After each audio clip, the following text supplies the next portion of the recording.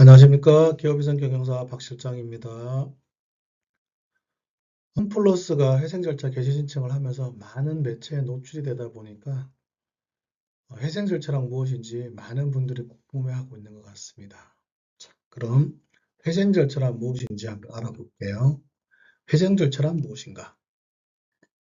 회생 절차는 재정적 어려움으로 파탄에 직면한 채무자에 대해서 채권자, 주주 등 이해관계인의 법률 관계를 조정하여 채무자 또는 그 사업의 효율적인 회생을 도모하는 법정 절차입니다.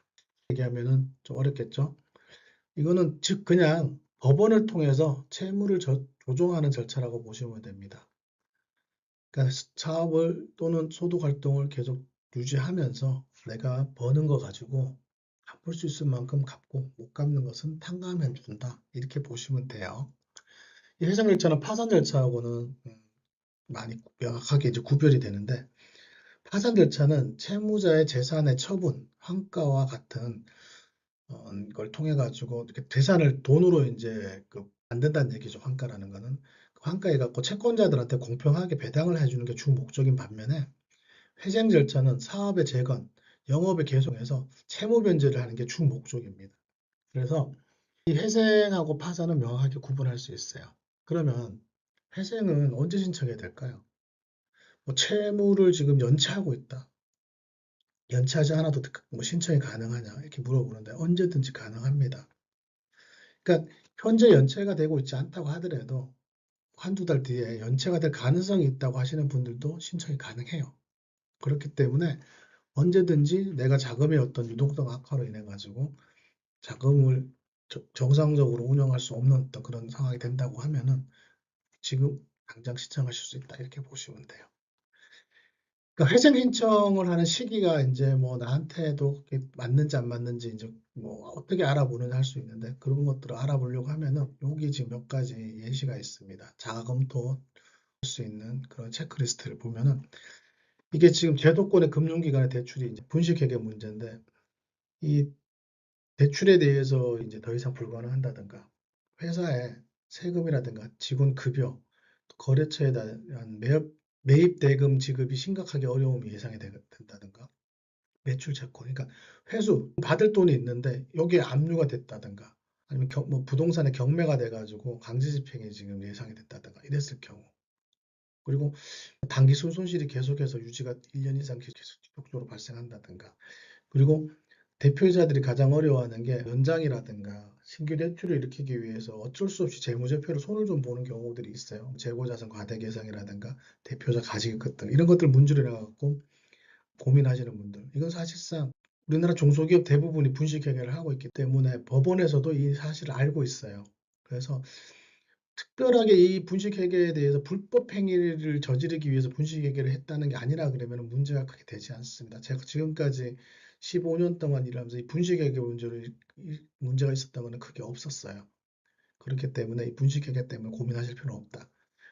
위에 5가지 내용 중에서 뭐 하나라도 이제 본인하고 관련된 게 있다 그러면은 지금 신청하시는 게 맞아요. 회생 절차라는 게. 이 회생 절차는 골든 타임이 진짜 중요합니다.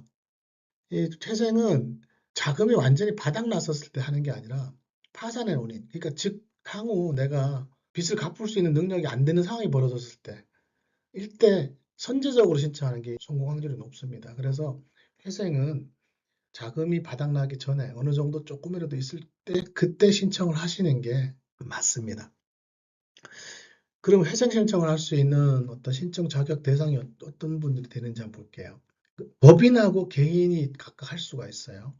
법인 같은 경우 주식회사, 유한회사, 그리고 의료법인, 의료재단, 재단법인, 비영리법인, 뭐 종교재단, 교회 이런 단체들, 이런 단체들이 가능하고 개인은 뭐 사업소득자, 급여소득자, 그리고 기타 영업소득자 있지 않습니까?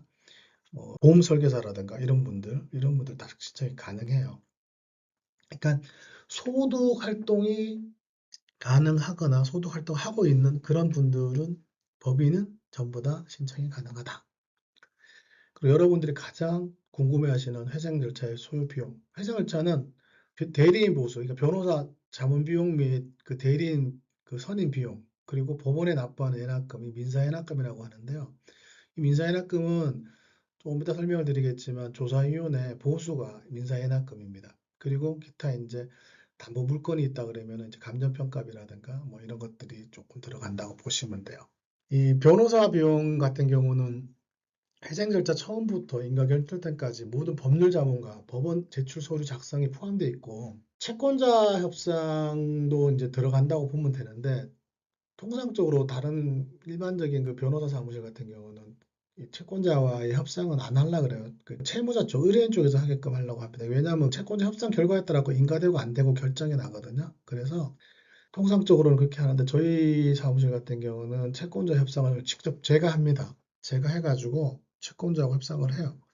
왜냐하면 의뢰인이 채권자랑 협상했었서는 절차를 잘 모르는 상황에서 협상을 하다 보니까 실패할 확률이 너무 높습니다. 그래서 저희가 직접 해가지고 채권자하고 협상을 하기 때문에 성공 확률이 좀 높아요. 저희 사무실 같은 경우는.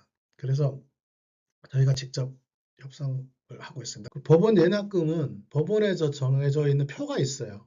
그 표에 따라 가지고 법원 예납금이 이제 결정되는데 이거는 판사님이 직접 명령을 합니다. 민사 예납금 납부 명령 이래 가지고 언제까지 얼마를 납부하십시오라고 합니다. 그래서 민사 예납금을 납부를 안 하게 되면은 신청이 기각이 됩니다. 그래서 민사 예납금 반드시 납부를 해야 된다. 뭐 카드 되냐고 물어보는데 안 됩니다. 현금으로 하게끔 되어 있습니다. 그래서 이 민사 예납금 나오는 게 있는데 그 민사 예납금의 약 한 3배 정도 보시면 돼요. 변호사 사무실에 대한 그 수수료가. 그만큼 일을 많이 한다고 보시면 됩니다. 그리고 담보 물건에 대한 그 감정평가 비용 같은 경우는 이거는 법원에서 정한 그런 한도 내에 결정되는 거기 때문에 이것도 저희 사무실하고는 상관없이 진행이 되는 부분이라고 보시면 돼요. 해장 절차가 실패하게 될 경우는 어떻게 되느냐? 파산 전환이 가능해요. 그래서 인가전 폐지하고 인가 후 폐지가 있는데 인가전 폐지는 통상적으로 이제 채권자들하고 협상하면서 협상이 안 돼 갖고 가결률이 안 나왔었을 때 폐지가 많이 되고요. 조사 보고서상 여기는 회생이 진행이 어렵습니다라고 하는 결과가 나온다 그러면은 결국은 폐지가 됩니다. 이럴 경우에 이제 폐지가 되고 난 이후에 뭐 파산 신청을 하든 아니면 폐지 전에 재판부에 의견서를 제출해 갖고 법원에서 재판부에서 직권으로 파산을 해달라고 얘기를 할 수도 있어요. 근데 인가 전 폐지일 경우에 직권으로 파산 선고를 잘 안 해주려고 합니다. 법원에서 재신청 요구하는 거를 공고를 많이 해요. 그리고 인가 후 폐지는 회생계획안이 인가가 된 이후에 수행이 불가능하다고 판단됐을 경우에 폐지를 하는 건데 이건 직권으로 합니다. 이거는 다른 선택이 없어요. 법원에서 무조건 그냥 회생계획안의 수행이 불가능하다고 판단하면 그 직권으로 파산 결정을 해버립니다. 그래서 파산 선고를 바로 해버려요. 그래서 회생 절차에 대한 인가 전 폐지와 인가 후 폐지에 대해서 제가 설명을 좀 드렸고요. 회생 절차 신청을 하게 되면 어떤 법적 효과가 있을까? 채무자를 보호하는 법적 효과가 있어요. 강제 집행, 압류 전면 중지. 그러니까 회생 신청을 하고 일주일 이내에 포괄적 금지 명령하고 보전 처분 명령이 나와요. 포괄적 금지 명령은 포괄적으로 채권자가 채무자에 대해서 가압류, 가처분, 경매 이런 것들을 전혀 못하게끔 다 막아놓는 거예요. 기존에 되어 있는 것들도 중지가 됩니다. 그리고 채무자의 자산에 대해서 법적 조치를 보호받는 게 보존 처분이에요. 보존 처분은 채무자의 자산을 보존 등기 같은 걸 해갖고 처분이라든가 가처분이라든가 이런 것들을 금지할 수 있게끔 완전하게 보호를 해주는 절차를 말합니다. 그런 어떤 절차가 진행이 돼요. 그리고 이때부터 채무자가 채권자에게 뭐 이자 지급이라든가 원금 상환이라든가 이런 것들을 전부 다 중지를 하게끔 되어 있어야 됩니다. 그래서 법적 보호를 받는 거예요. 그래서 이때부터는 이자고 뭐 것도 안 내도 상관이 없어요.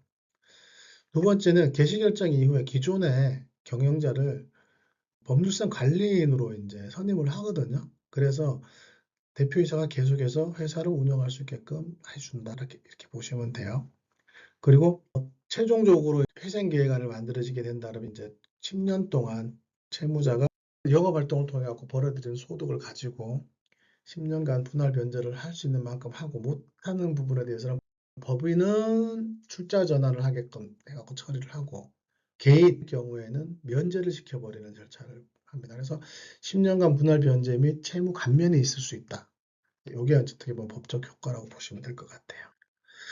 회생 절차의 주요 진행 단계를 보면은 신청하면은 아까 설명드렸는 것처럼 일주일 이내에 보존 처분하고 포괄적 금지 명령이 나왔고요. 그리고 청후 2주 이내에 대표자 신문을 하게 됩니다. 그래서 대표자 신문을 진행을 해가지고 대표자도 가고 변호사님도 가고 판사님하고 같이 앉아가지고 신문을 하고 있고 신문 사항에 대해서는 사전에 신문할 내용을 보내줘요. 그럼 그 신문사항 답변서를 작성하는데 이것도 어떤 변호사 사무실은 채무자한테 작성하라고 하는 경우도 있더라고요. 근데 그 작성을 못해요, 사실. 근데 이건 변호사 사무실에서 작성하는 게 맞는데 그런 데도 있더라고요.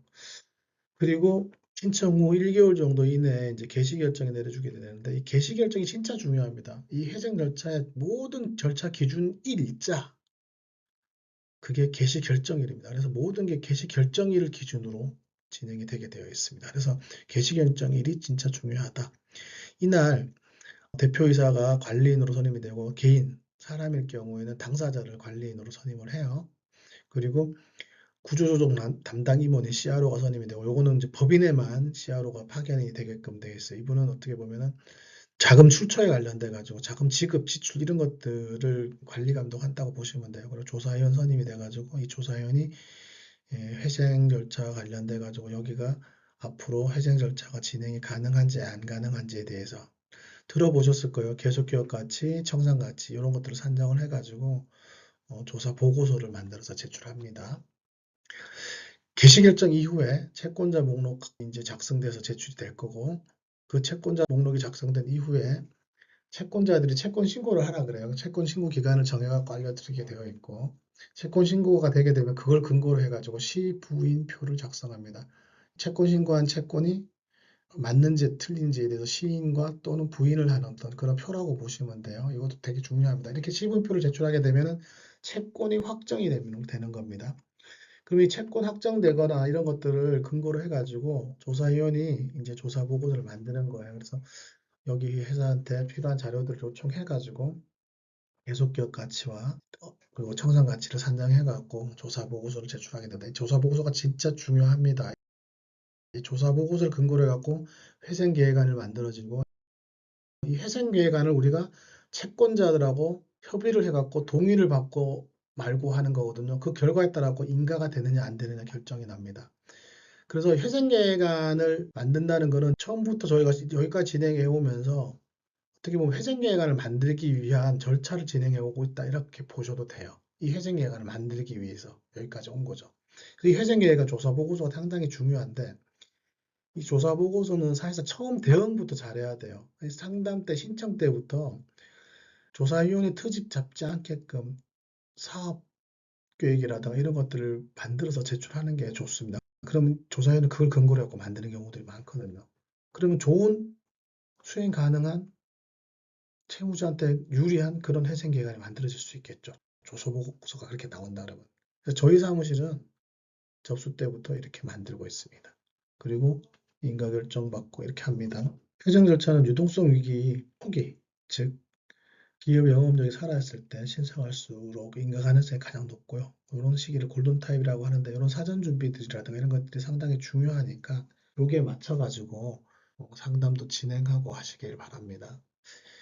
저희 법률사무소 더울은 공인회계사 겸 변호사가 담당을 하고 있고 서울회생법원의 조사위원회 파트너로서 활동을 같이 하고 있기 때문에 상담부터 조사위원 대응이 가능한 그런 장점이 있습니다. 그리고 도산실무 경험 한 15년 이상인 제가 담당을 하고 있어서 실무적으로 상당히 경험이 많다 보니까 절차에 어떤 어려움이 크게 없을 거라고 보여집니다. 그래서 저희는 처음부터 상담 때부터 세 사람이 같이 참석을 해서 상담을 하기 때문에 의뢰인하고 이제 함께를 하다 보니까 성공 가능성이 상당히 높다고 보시면 됩니다. 그리고 저희는 채권자 협상을 저희가 직접 하기 때문에 특히 금융권 채권자들 같은 경우는 직접 하기 때문에 인가 가능성이 상당히 높다 이렇게 보시면 돼요. 그래서 회생 절차는 골든타임이 중요하다. 골든타임을 중요하니까 자금이 지금 좀 있다고 해갖고 버티려고 하시지 마시고 한두 달 후에 문제가 발생할 거라고 판단이 된다 그러면 지금 신청하는 게 맞습니다. 그러니까 그렇게 판단을 잘 해보시고 저희와 함께 한다 그러면은 높은 확률로 저희가 실무 노하우 등 이런 것들을 전부 다 검토라든가 진행을 해가지고 저희가 성공할 수 있게끔 도와드리도록 하겠습니다. 이상 기업회사 경영사 박 실장이었습니다. 감사합니다.